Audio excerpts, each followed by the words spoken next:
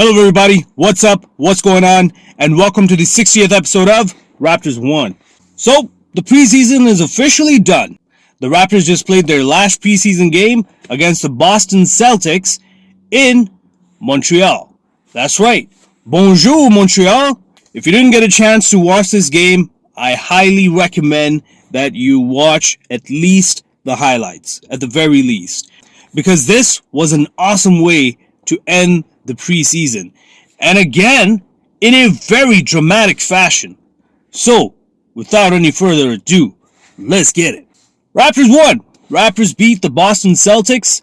This is the second time they've taken on the Boston Celtics and have beaten them, and this is the second overtime win. Wow. That's got to say a lot about the Raptors' mental resiliency and their toughness and their willingness, their desire to win a game, even if it is a preseason game. That's right. We do not take days off. We do not take breaks. Yes, sometimes in the regular season, though, sometimes you kind of strategize. Maybe you want to give some more players on the bench a little more look just so that we can get them primed and ready for the playoffs. When the games matter, when the chips are on the line, we just gotta win it.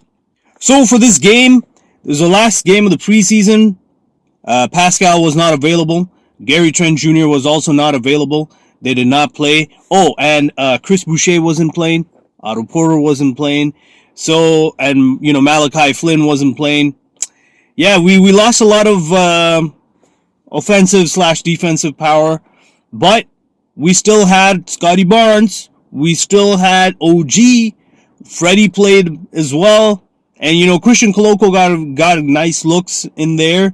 Then we had Justin Champagnie, Precious, Delano. And guess what? All these names that I'm mentioning are players that actually had a decent game. They actually, they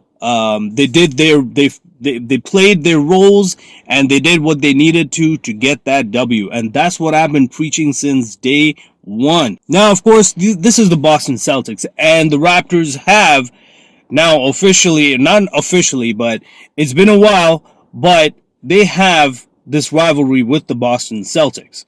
And so, every time the Celtics are going to come to town, each one of them, both teams, they kind of circle the dates for those teams, for those games, and that means they're going to bring it. And that is exactly what happened. Boston started off strong, man. They lit us up from the 3-point field goal, and that is a fact. You can check out the stats. Believe me, Celtics, they really lit us up from the 3-point field goal. And the first two quarters, that was our downfall. We could not guard the perimeter properly. The third and the fourth quarter, we kind of tightened it up a tad bit, not so much. But again, our main emphasis, from what I saw, was the paint. We controlled the paint. We pounded them in the paint. We got the boards, and then, of course, we got the win. Now, yes, we didn't have Pascal. Yes, we didn't have Gary Trent. That's quite a little bit of offensive and arguably defensive firepower that we lost. But OG stepped up. Man, in the first quarter alone, he had 20 points. And then he finished the game off with 32 points. A few boards, assists, a few blocks here and there. But OG had himself a game, man. They did not have any answers for OG. And he shot a pretty good percentage as well. Then you have Scotty Barnes. He started off a little slow, a little, sluggish. But he finished, and he finished strong. That boy, I told you, man. That's our roadie, rookie of the year, baby. He is going to have a big season. Now, a lot of people had question marks about Scotty Barnes, and, rightfully so, because he did not look all that great like he did in the Rico runs. But, well, let me tell you, he was dealing with an ankle injury, and, now he seems to feel a little better. And he's only going to get better, of course, with rehab and stuff. And this is perfect. This time off between this last preseason game and the next game when we take on the Cleveland Cavaliers, that's on Thursday, October 19th. This is enough time for the young rook with those young, strong legs to heal and get ready to take on the season. Scotty Barnes finished the game with 20 points, I believe like 5 boards, 6 assists, something like that. And yeah, he had a pretty good game, even on the defensive end. Delano had himself a pretty alright game. It wasn't too bad. He basically played to his role exactly, played to his expectations, and he was definitely instrumental off the bench to help win this game. Precious, he probably logged the most minutes in this game. He had his moments for sure. Shooting not so much, but he did everything else. When he was struggling with a shot, he was doing everything else, and this is exactly what makes him a professional. And this is why he's going to see a lot more time on the court, because if you're struggling with your offense, how else can you impact the team to get that W? How else can you do it? You do it in all the other categories. Play good defense, hustle, things like that. That's what keeps you on the court. And Precious definitely had a few highlight reel plays for sure. I mean, there was this one play for I remember it was so dirty. I watched it in real time and I was like, whoa! Even I was just like, whoa! So basically, he gets the ball top of the 3-point arc. He does one of these like ball fakes, pass fakes, dusts his defender, and then he just goes straight in the middle and bam, takes off, and that was it. A poster, baby. That better make the highlights of the NBA, ESPN, I don't care what channel, it's got to make the highlights. Overall, the story of this game, the bench for the Raptors. They definitely came out and helped us with this W. And this is why the Raptors are a deep team. If the starters are going to struggle, bench is going to come, fill that void, give that little burst of energy, help out the starters, and maybe, hopefully, it becomes contagious. But I gotta say, the bench definitely helped out big time. The Boston Celtics, man, they came out like this was a regular season or a playoff game. And again, this is the rivalry. This is how you know you have a rivalry. When the opposing team takes it seriously in a preseason game, right? Now you got, Marcus Smart, Jaylen Brown, Jason Tatum. I'm going to talk about Jason Tatum in a bit. Jaylen Brown, he did his thing. He's always a threat against us, Raptor killer. Marcus Smart as well to a degree. Jason Tatum. Now, Jason Tatum, he was having a pretty good game himself. But I thought we were doing a pretty alright job guarding him and limiting his looks and his offense there. And then, of course, I think it was the third quarter or the fourth quarter, one of those quarters, where he got ejected in a preseason game. He got ejected. And this was just for basically being very animated with his gestures. And I was like, wow, they do this in the preseason game?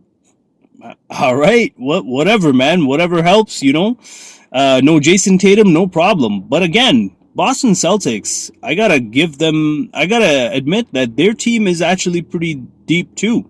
But at the end of it, it just basically went to the home court advantage, right?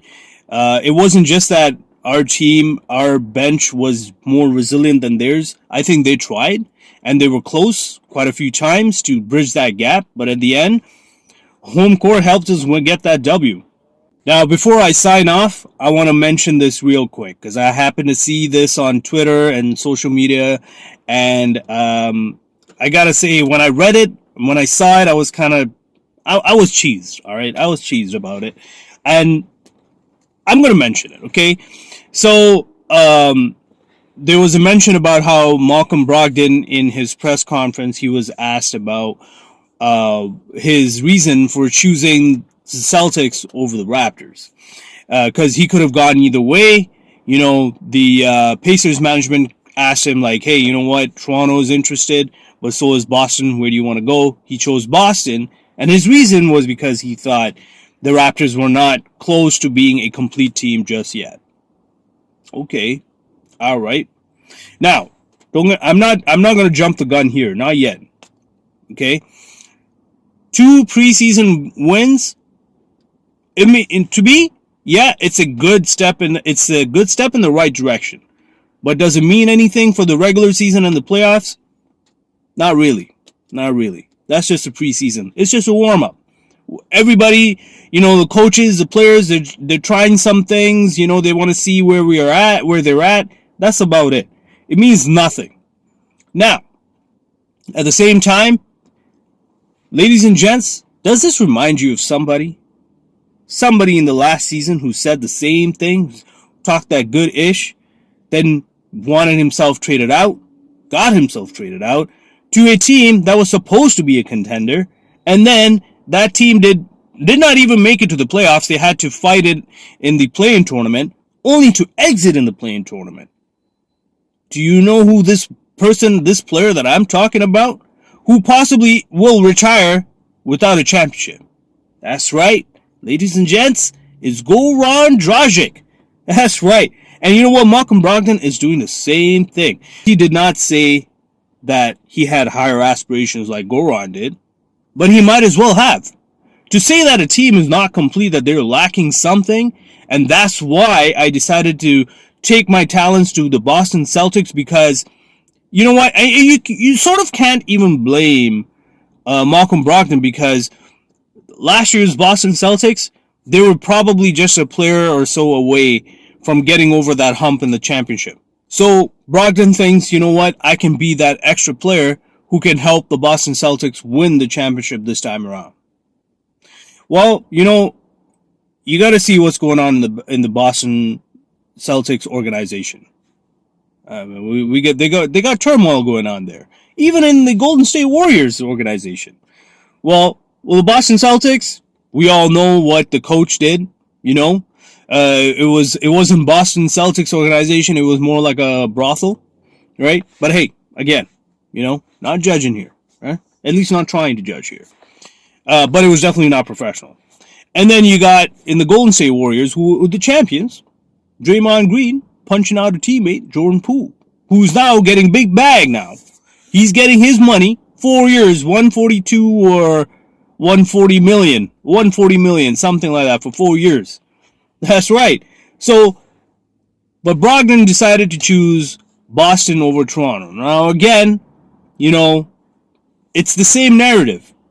Toronto is just, they're not a complete team. They're missing something. And then the big free agents, they don't want to come here because, it's Canada, the taxes, the weather, the travel, the customs, all that good stuff. Well, you know what? Somebody's got to change that narrative. And that's okay. We're going to change that narrative ourselves. We will. We have a good coaching staff. We have good player development staff. We'll be all right. We have good players. We have players who are dedicated, who are buying into their roles.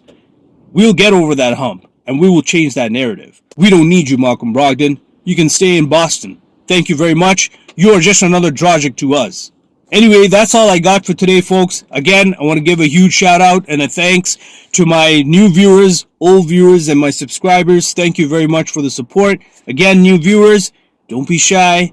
If you like the content, don't forget to hit that thumbs up button and subscribe. Join the Raptors in One family. You are more than welcome to join. And of course, if you got something on your mind, hit that comment section. That's all I got for today. I cannot wait for the regular season to start. 19th October, Thursday, we're taking on the Cleveland Cavaliers. This should be an interesting game. So, until next time, I'm out.